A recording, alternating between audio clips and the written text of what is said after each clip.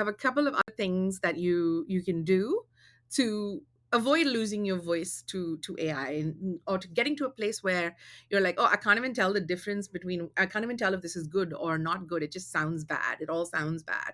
And to get around that, you really have to get ready for some back and forth. And what I mean by that is you need to you need to get ready to give it feedback. Most people will go into ChatGPT, feed it a prompt, then get back a draft. And I'm using the word draft quite intentionally here. Get back a draft and then say, this is terrible and I could do this better myself, and sort of either start from scratch or just do a vast amount of change to that first draft, spending way too much time.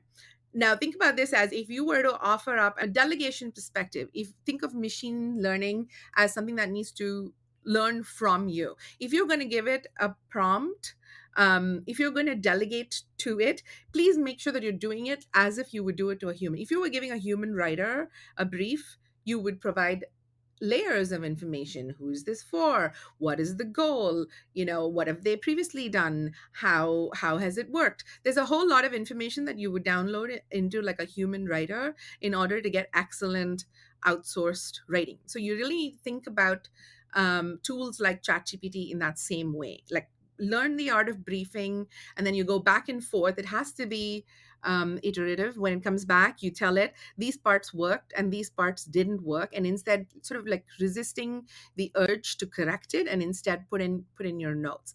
I want you to think about is just creating frameworks around this. Like in the old days in the advertising and brand world, we had these massive brand books, and brand books conveyed the mood of the brand, the promise of the brand, the look and feel of the brand. It wasn't just about like logo and colors. That's logo guidelines. This was like a lot deeper, and it was visual, it was like vocabulary. All of that is what defined the brand, and pretty much all the writers, the graphic artists, the creative directors, we immersed ourselves into that in order to understand and sort of like make content on behalf of the brand.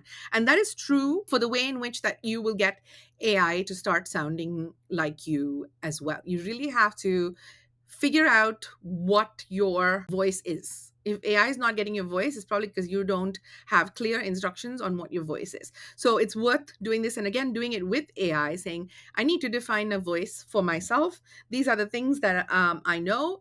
Help me come up with questions to answer so that I can create a clear set of instructions to give machine learning. You see how it gets a little bit meta? It's like inception-like, where you're like asking it to ask you to ask it to do something. But yes, that is the nature of prompt engineering. In a future episode, I'm going to go into some core concepts that surround AI that we need to get clear about. But for now, know that you have to go back and forth. Don't give up on round one. And really convey to the machine what your set of instructions are.